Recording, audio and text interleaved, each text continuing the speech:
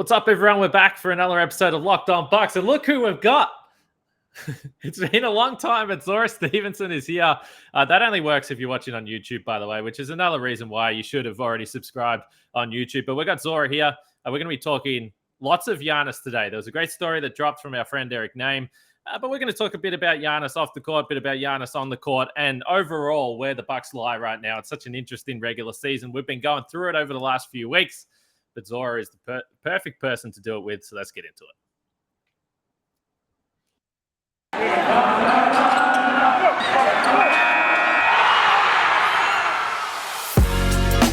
You are Locked On Bucks, your daily Milwaukee Bucks podcast, part of the Locked On Podcast Network, your team every day.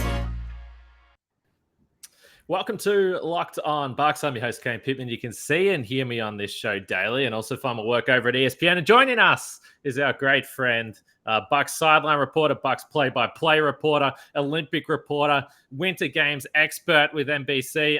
There's so many hats that Zora Stephenson is wearing right now, but we're thankful every time we get to hang out with her. And Zora, by the way, a bit has happened since you were last on the show, including the Bucks did win an NBA championship. So it's good to have you back. I'm so pumped to be here with you, Kane, and I'm glad we could figure out the schedules. My first thought when I joined was like, oh, you all have leveled up. Like this is impressive. The intro video and the setup that you now have on YouTube, I'm thoroughly impressed. Are you comfortable on camera, Zora? I don't know. I don't think I've done it before. All right. Well, today's episode is brought to you by Prize Picks. Check out prizepicks.com and use the promo code NBA, or go to your app store and download the app today. Prize Picks is daily fantasy made easy. We always thank you for making Locked On Bucks your first listen of every single day. And it's always great when we have a co-host like Zora Stephenson on the show. And we get a few more listens or a few more downloads. It's great for us. It's great for us to get that the extra viewers. So if you are listening for the first time, maybe you're listening on audio, maybe you're watching on YouTube, but we're available on all those platforms, so you can check us out there. So Zora, let's just start with this Bucks season right now. And I've been saying this all year long. I have no idea what to think. I have no idea what to take from every game on a night-to-night basis. How would you assess the Bucks season so far? Because we've had a crazy couple of regular seasons here in the NBA, but I think that this one has gone to the next level, which feels insane in itself to say. I agree. You asked that question of how's the season going so far. I don't know if it's fair to even analyze it. That's my true thought because of all that has gone on and is going on. And no, it's not an excuse, right? Like this team has weapons up and down the roster, so it should not matter when you're talking about the thick of the regular season, who's in or who's out. They have the ability to win basketball games. But I don't know if it's fair to have a deep analysis at this point, given the circumstances. I mean, first it's Brook Lopez, and that, took the team some time to adjust without Brook. I mean, every press conference, it felt like for the first month of the season, Giannis was like, Brook, I miss you. I need you. Like playing the five is not what I want to do. Then finally, Bobby Portis finds his mojo and they adjust the defense for him, which I think is like props to Coach Bud, props to Bobby for figuring out what works for him and how it can all mesh with the team. Then you've got Chris Middleton in health and safety. Then Drew with the ankle, I believe, in the beginning. Then, Drew kind of leads the team through that stretch where Giannis is out and Chris is out. Then Drew goes into COVID protocols. Now it's Drew's ankle. I mean, it's like up and down every day. I don't even know who's going to be there. The guys don't even know who's going to be there, right? Like it's one thing for the outside not to know who's available that night, but for the players to show up to the game and walk into that locker room and probably have to walk around like, are you playing today? Like, are you good? Or who do we have? I didn't even bring up Dante and how he's been in and out, right? I mean, he was supposed to come back before Christmas. Then he goes into protocols, comes back on Christmas Day, which I know it's super exciting, but for me as a former athlete, I'm like, do I want my first game on Christmas Day? Like, I want to ease back into it. I don't know. And then he twists his ankle again. I mean, there's been so many stories you could go down the line. So, yeah, I don't know if it's fair to analyze. With everything going on, 5th in the East, yeah, it's not awful, but, Bobby Portis the other day was like, I want to win. Like, we keep acting like the regular season doesn't matter. Every game matters, especially the situation in the East right now where, teams are 2 and 3 games behind first place. It's like if you go on a 3 or 4 game winning streak, you could be number 1. And we know how important home court advantage is. We saw it, last season. This is exactly right though, because you look at the standings. The Bucks are actually in 5th right now as we're recording this, and they've got some difficult games coming up.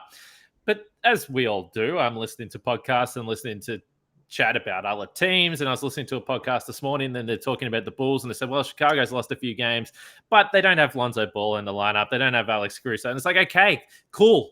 So they're like every other team in the NBA right now. And this is why I'm finding it so difficult to get a read on any team across the league. So with that in mind, I find myself looking at this team and saying, well, it's fine.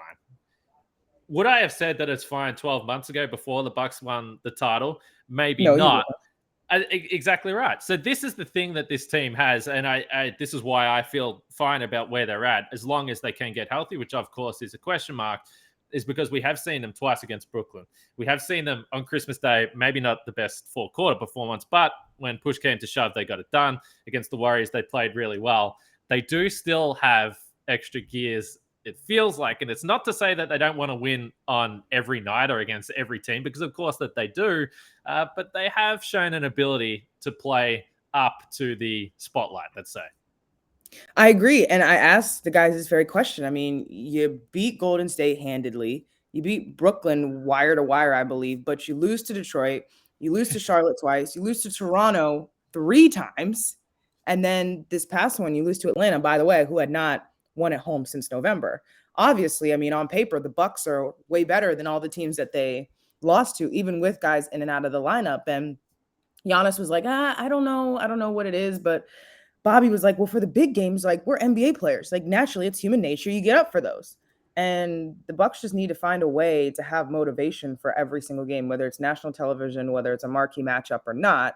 Because, and as they know, teams are treating their games against the Bucks like it's a marquee matchup every single night. Like, when Detroit sees the Bucks on the schedule, they're like, all right, we want to try to beat the defending champions. People are bringing their best games out. And I'm not talking about just the stars. I mean, after the game against Atlanta, Coach Bud was like, I don't even really think Trae Young was the problem. It was all of the other guys around him. And so these role players want to show that what they've got against the Bucks as well. So I think it's like it's I don't want to say motivation, because I mean, these are professionals, right? And they're great guys, but like just some extra pizzazz. Like, we need Bobby Portis energy with everybody for every game. And that's probably not realistic, but just my thought. So that's really interesting, because last year I felt like I was the body language police, trying to read into every answer, because I felt in my head that this had to be a team that was carrying a lot of weight and a lot of pressure from being such a good regular season team 2 years in a row. But they know that you only get so many chances to win a title. So I was listening to the way the team was talking, and it was very relaxed. We're not worried. We're fine. And in my head, I was like, you can't be fine. There's no human way that you can possibly be fine. There has to be a little bit of stress. There has to be a little bit of anxiety. So have you noticed the shift from last year to this year? Maybe it feels more real. Maybe they are more relaxed, or maybe just straight up, it is harder to be motivated when you've already done it. Now, I don't think that characteristic normally I would attribute to this group, but there's also a bit of human nature in that. I think it depends who you talk to. I don't think the team is a monolith. And what's interesting is they don't have all the same opinions. I think Giannis and Chris are never going to show themselves sweating, if that makes sense, right? So those are the guys that are going to go to the mic and talk about getting better and everything's okay and part of the process and, keep calm, carry on type situation. Then you have Drew Holiday, who he's in the middle to me. I think, if he feels something, he'll say a little bit of it. Other end of the spectrum, Bobby Portis, who's like, we're trash in the third quarter. I hate losing. My first 5 seasons in the league, I lost. And now I've got a taste of what it feels like to win. And I want to win every day. Like, he was perturbed after the loss to the Hawks. He doesn't hide anything. So I really think it depends on who you talk to. And I do think all the guys feel differently. Maybe Giannis is like, we're good. Like, I'm a professional. I know how to turn it on. And then you may have guys like Bobby Portis who are like, no, I want to win every single night. I don't care who we're playing. Bobby Portis, by the way, makes me laugh every time. What does he describe? Does he describe his former teams as bum teams? Is that what he said? Stinker. Stinker teams. Oh my goodness. When he says that every single time, and he does, because as you're traveling through, other reporters around the country or the world for that matter, but let's include everyone here, they'll ask questions and he'll repeat some stuff that you've heard before. And he always says that. And it's so funny to me that Bobby Portis, that's how he describes some of the teams. I mean, he's not wrong. But to your point, there's not too many guys that would come out and say that. We're going to get into Giannis here because I'm equally or more so fascinated about him for good reason than any other player on the team on court, but particularly off court. Eric Name had a great story today on The Athletic, which we highly recommend you check out our friends' work at The Athletic. If you're not subscribed, check it out. But before we do that, let's talk about Prize Picks, which is the best NBA DFS prop game on the market. Prize Picks offers more NBA props than any other DFS prop operator and offers all the superstar players like Giannis, as well as the bench players that only record a handful of minutes each game. Prize Picks offers any prop you can think of, from points, assists, rebounds, threes made. You can pick 2 to 5 players and the over and under on their projections, and you can win up to 10 times on any entry, and it's just you versus the projected numbers there. So go to prizepicks.com, or you can download the app on your app store. All users that deposit and use the promo code NBA will get $50 free if your first Prize Picks entry scores a single point. Go with Giannis. That would be my suggestion there. I think he's going to score a single point. That's right. All users that deposit and use the promo code NBA will get $50 free if your first Prize Picks entry scores a single point. Prize Picks is daily fantasy made easy. All right, let's get to Giannis. So this story that Eric had was basically around the premise that The Athletic did their rankings for the NBA 75. They had Giannis ranked at number 24 all time. Keeping in mind he's still only 27 years old. It's pretty ridiculous, but we've all watched it. We've been very fortunate to be able to do so. We've seen everything that he's done over the last few years and continuing to do.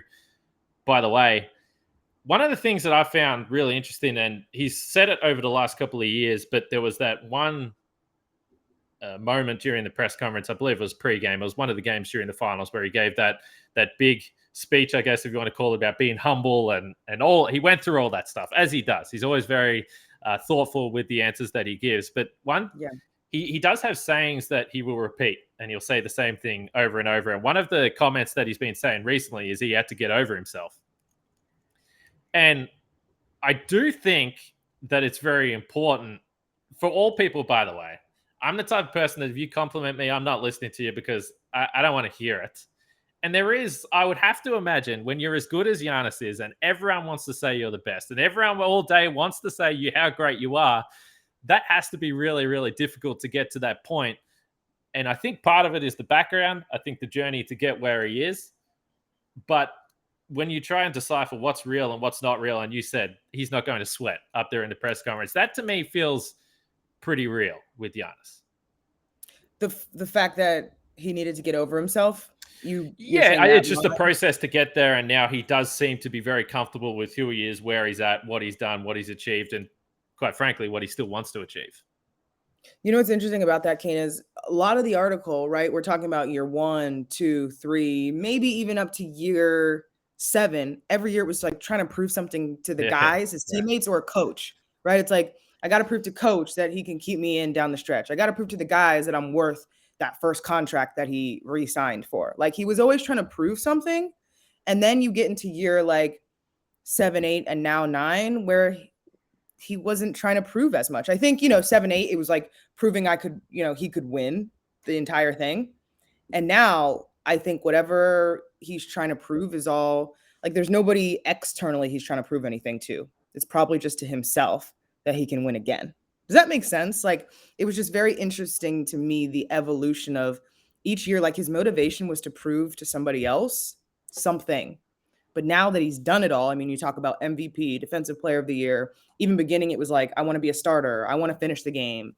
I want to be the go-to guy on the team. Like, what else? So now I think it's all internal. And and this goes back to his GQ article as well.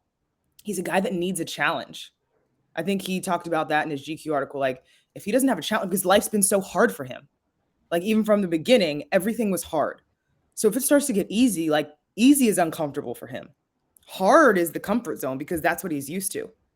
But now, like, okay, that's what he's like, I need, like, that's why I want, another championship, because something's got to be hard or else he probably lacks that pizzazz.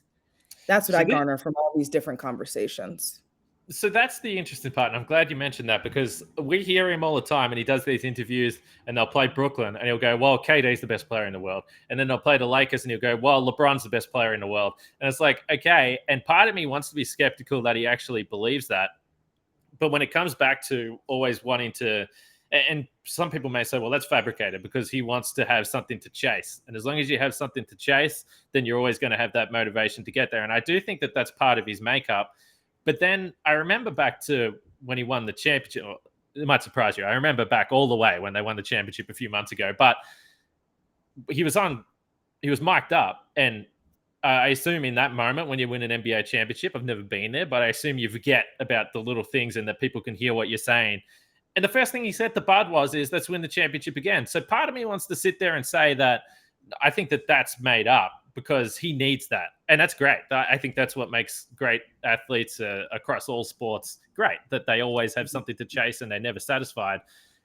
But it also, part of it's real, because there's no way that you can respond like that. Like, that is a psychotic reaction to get to the top of the mountain and then to say, let's do it all again. I remember that line vividly. It was like right at, midcourt, and he's hugging head coach Mike Budenholzer. I think sometimes when you say something so much, it becomes real. Right. So he's saying so much, like LeBron's the best player, Kevin Durant's the best player. Obviously, like internally, I do think he believes he's, in the conversation with all those guys. But like, you're constantly saying it. So then your mind, it's like ingrained in your mind, and it's just second nature. Like, we got to have something else. We got to have something else. And so it's so ingrained in his mind. Like, in that moment, he wasn't even taking in that moment. He was like, Coach Bud, we got to do it again. So I think it's just become a part of him. Like I said, that challenge, I really think it's like the fabric of who he is. The idea that he's got to chase something, and stuff has to be hard. But, no mistake about it. Like, he did enjoy that night. I mean, I haven't seen Giannis that relaxed. Like, I mean, the guy was walking around like just on top of the world. Like, after he, hugs Coach, but like, he was ecstatic. He was on top of the world. He really was, walking around Fiserv Forum after the championship for hours, and he would not let go of that trophy. Slept with it. Like, I think they had to try to get it back because like they needed it for the parade.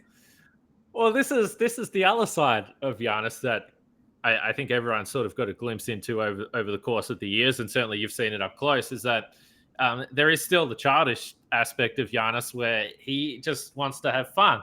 But I think that's where I am most interested in just watching how he's evolved over time. And I remember the first playoff series that he played in, he got ejected. He absolutely steamrolled Mike Dunleavy. And I've referenced this a few times on the podcast, but I was in Brooklyn going back multiple years ago and talking to Jared Dudley, who was on the Bucks at the time, about that incident. And he kind of just said, well, Giannis was very immature at that point, and he had no control over his emotions whatsoever. And we've still seen over the course of the years that he sees red sometimes, and it's like, okay, how is this going to play out? But there's no doubt that he's matured over time, and part of that would be accepting that you have to lose. I was fortunate enough to be there in Toronto when they lost the Eastern Conference Finals, and we know he walked off the podium. There was all this type of stuff. And you do have to go through these experiences, I think, and he's been through it and he's matured. And by the way, he's also a dad now as well. There's things outside of basketball that he's got to, and there's probably a level of comfort of where he's at. But you still notice that this man, coming back to the earlier point, he still hates losing. Like, they can beat the Detroit Pistons, and not that we're picking on the Detroit Pistons on today's podcast, but they can beat the Detroit Pistons, and Giannis will come up there on the podium and he'll be joking, he'll be laughing, he'll be saying the most ridiculous stuff. So even the little wins still bring him so much joy. Agreed. I think two things can be true. I think he's matured, and so his emotions aren't as apparent to all of us, and he can still be really happy when he wins and really angry when he loses. I think a lot of things are happening at once, but it's only my third season, and I've seen the maturity in terms of expressing himself after a win or loss. So after a win, I mean, yeah, he jokes, but he's not ever like too high. After the Detroit game, he wasn't too low. I mean, when Eric interviewed Giannis for this article, it was after they had lost to Toronto. If that would have been Giannis like I don't know, 2 to 3 years ago, would he have even wanted to talk for that long?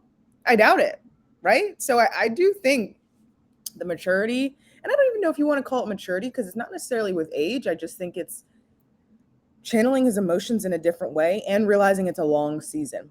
I think, especially with the finals, he realized not coasting, but utilizing his body and when to know when to like bring it back and ramp it up. And understanding like the longevity that's needed to win an NBA championship. Like you got to have some gas in the tank in June. And so is it worth it to put everything on the line in January? I think he's realizing, no, it's not. That's not to say like he's not trying hard. But I mean, even my first year, Giannis would play like it was the championship every night. And he would just run his body into the ground. He's not exerting himself in the same way. And I think that's to the team's benefit long term.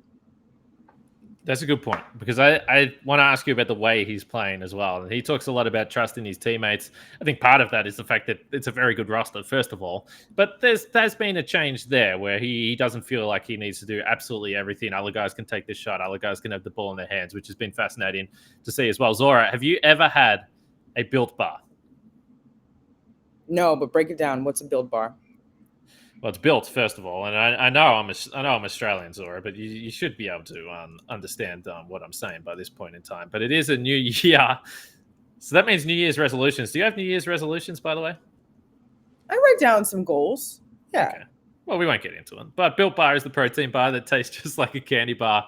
Better than a candy bar, actually, Zora. I don't know if you eat too many candy bars, but Built Bar, they're covered in 100% real chocolate, but they're healthier than your typical protein bar. There's only 130 calories, 4 grams of sugar, 4 net carbs, 17 grams of protein. If you compare that to your standard candy bar, there's about 240 calories and 30 grams of sugar. So these are very healthy for you, but they taste like you're eating, whatever it is, your favorite candy bar there. There's a bunch of different flavors that you can go for: coconut, almond, peanut butter, brownie, raspberry, cookies and cream, salted caramel, mint brownie, and many more. They're always coming out with great limited time flavors, Zora. So you can check it out by going to built.com. That's BUILT.com. Use promo code LOCKED15 to get 15% off your order. Use promo code LOCKED15 for 15% off at built.com. Did I sell you? Yeah, I want to try the raspberry. Okay, there we go. Job well done. We've kept the sponsor. We've kept the sponsor on the podcast. That's good. So when you talk about physical exertion, and I know that when you say that, this is really difficult for me, because I 100% agree with you that Giannis has been smarter about his body. He has probably a greater understanding of when he needs to go 110%, when he doesn't need to. Again, pointing back to that story, the example that Giannis came up with himself was a game in Utah where he was scoreless or had 2 points at halftime, but he was getting double teamed. He's like, I'll just pass it to this guy. I'll pass it to that guy. His team said, be aggressive. He had 30 points in the second half, went absolutely nuts. He still plays. They lost. They did lose. Well.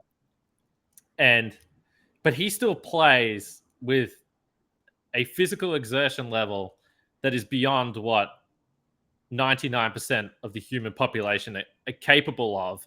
But I think he has got smarter at trusting other players, accepting that he can be off the ball, he can set screens, he can do other things to help the team win. I think that's where he said, I got over myself last year, really, was the trusting the teammates factor. I think the challenge this year, and even the beginning this year, like they had to encourage him to be more aggressive. Mm-hmm. I think that was a topic of conversation at the beginning of the season. It's like, okay, trusting is great. Like there's this happy medium. There's this gray area in the middle of the spectrum that's like the sweet spot of Giannis. He talks about getting downhill, being aggressive, finishing at the rim, but then also making the decision to pass to his teammates. What also is interesting is like, nobody's going to tell him to be more aggressive if his teammates knock down every shot. But if it's a night where nobody's making shots, then all of a sudden, well, he needs to be more aggressive.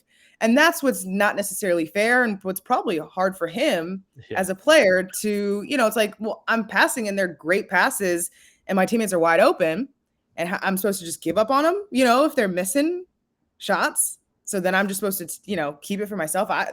That's why he gets paid the big bucks, because he's got to figure all that out. Because it's tough. It's like if Giannis passes up opportunities to go downhill, but hits his teammates for wide open threes and they're knocking him down, nobody says, okay, Giannis, you need to be more aggressive. But if it's a night, and what's so interesting to me is the Bucks have nights where everybody hits or everybody doesn't hit. I'm like, why can we never be in the middle? Anyways, if it's one of those nights where nobody's hitting, then afterwards, like Giannis needs to be more aggressive. But it's the same shots they're getting. It's just, as Darvin Ham was saying when he was acting head coach, it's a make or miss league. Yeah, that's for sure. Let me ask you a question that this is just for my own personal interest here. Going back to the playoff run, and it's always interesting because we know that the local broadcast after the first round is the first round. It's just the first round. So then, but you're still in the building. You're still doing these interviews. You're in the press conferences. We understand that you're still around the team. What stands out to you? Is there one thing that stands out to you, or some weird memory, or something that interaction, or something you saw, or something that happened that you think about and think, okay, for me as someone working in the business that you are, that was pretty damn cool. Keeping in mind that obviously the whole 2-month journey was probably pretty fun. Okay, I could probably go down the list. Are you talking personally or about something about the players? Whatever you want, Zora. I'm interested in it all. In it all. I have so many memories from that finals run. Okay, first we start in Phoenix. I had never been to an NBA Finals game. I grew up in DC, thus I was a Wizards fan. Thus I have never been to an NBA Finals game. And I just took all of that in when I walked into the building that night. And was just like, this is awesome. So I remember, actually, let me go back a little bit. I was actually in Brooklyn when the Bucks beat the Nets in Game 7, and I got to go as a fan. Like, I was not working. We weren't doing shoulder programming or anything. And like, I was just watching as a fan. Executives were pacing back and forth. They couldn't even watch the game because it was so nerve-wracking. And then afterwards, we go down into the locker room. And no, the Bucks had not won anything at that point, but it was so abundantly clear that the hardest challenge was over with. I mean, it was, you walk into the locker room, everybody's celebrating. They knew that series was going to be a dogfight, and they had overcome. And so that locker room was so exuberant. Bypass the Hawks series. Okay, so now we're in Phoenix, and I just took all of that in, just the excitement of the finals. And by the way, can I just quickly ask, were you surprised then, just very quickly, that they lost game 1 against Atlanta? Because to me, that felt like the biggest opportunity for a letdown game of all time. Not that they didn't want to win, but coming off that Game 7. Maybe, emotional high, right? And then you have to regroup, and not that you take anybody lightly, but I don't know if you would have predicted you would have been going up against the Hawks. Exactly. And then you were, and again, like, even Miami, there was that added motivation of like, yo, Miami thinks they got us. No, they don't, especially from the previous season. All right. Like, Miami thinks this is a rivalry. It's like a fake rivalry. Like, let's squash this. Then obviously the Nets series, and then they got to the Hawks. I just think, and they had to regroup and refocus. And obviously the Hawks series, Eastern Conference Finals, had its own drama with Giannis's knee and everything. And then Giannis comes back. I mean, this miraculous, like, superhuman recovery. Superhuman. It's wild to think about all he did in that series, given what happened in the conference finals. So you're in there. What are you saying at this point in time? Because Giannis, this is going back a couple of years pre-pandemic when I was still around. I mean, this man, the amount of ice that goes on his body after any given game is extreme. So what are you saying? What are you allowed to see from Giannis as he's trying to make a comeback? I think everyone's like, this is insane, but also this guy is insane. If anyone could do it, it's probably him. Have a look at those legs. That knee will probably be fine, but it's still very scary to think that he's going to play basketball. What are you saying and thinking? Well, I know that he's superhuman, that everybody was in awe of the fact that he was able to compete at the level that he did in the finals. He exerted everything he had in him. I mean, he was pretty candid about the fact he was still hurt. No, he didn't talk about that during the finals, but afterwards, like, he was still hurt. Game 6, you want to know what I remember? Is Giannis is, of course, walking around everywhere. He won't let go of the trophy. And the team nutrition is tagging him along, giving him some sort of drink so that he can rehydrate himself. His body was done. Yeah. Previous game, I can't remember if it was going into game 4 or 5, but he cramped up during a press conference. He had to stop. Like, his body was at its wit's end. And so he gave everything he had. So that, now that if you go back and watch some of that finals footage of all the interviews Giannis did, there's the team nutritionist. Her name is Susie, and she's right there making sure that Giannis drinks fluid as he, dances around the arena after winning his first championship. So that's one thing that stands out. And the fact that he could play through all of that at that level, I mean, we already knew the guy was wild, but just solidified it. Incredible. I watched game 5 and 6 just recently. Actually, just went back to watch those two games. So much that I actually forgot about as well. It was crazy. Just the different things that happened within the game that I completely forgot. It was fun to go back and watch. We're going to wrap this up. Before we do, though, Zora, you were on play-by-play duty yesterday, and it's always special when you get to sit in that chair and you get to do that. Of course, it was MLK Day as well. And I do want to say, for those that are listening to this podcast, but will perhaps jumped on recently, perhaps jumped on during the playoff run. If you go back in the archives to June 15, 2020, Zora joined me. Her father, Charles, joined me as well in one of the great episodes of Locked On Bucks. So June 15, 2020, you can go back and check that out. But I do imagine that obviously getting to sit next to Marcus is awesome. You guys obviously have built incredible chemistry, but doing it on that day as well, I feel like would have been an added special moment for you to be able to have the opportunity to do that in Atlanta. So meaningful for so many reasons. I mean, so it's Martin Luther King Jr. Day. We're in Atlanta, the place where the man that sacrificed so much was born, a man that helped put me in this position. Like, without Martin Luther King Jr., who's to say I'd even be able, as a Black woman, to be in the play-by-play chair or be on a broadcast period, right? So I just felt so much gratitude to be able to simply do my job and fill in for the great Lisa Byington on that day. And Martin Luther King Jr. Day means a lot to me for a lot of reasons. But as you know, my dad and I are very close. And every Martin Luther King Jr. Day, we would go do community service in the morning. And then in downtown DC, we just buy random Wizards tickets off the street from somebody and head in during the second quarter. And that was our tradition every Martin Luther King Jr. Day. So to be able to then be calling a basketball game on that day, given, however many years earlier I was in the stands on the holiday, it was really cool. No, it's always cool to see, as I mentioned. How you finding the play-by-play, by the way? I know you've had obviously a few opportunities to do it, but I always look at it and I can talk to anyone. I can talk about basketball. I'm not saying I do a good job of it, but I can do it. But doing play-by-play is very different. How do you find that? And where do you get the reps? Because you do it sporadically. So how do you just sit in the chair and sound so comfortable?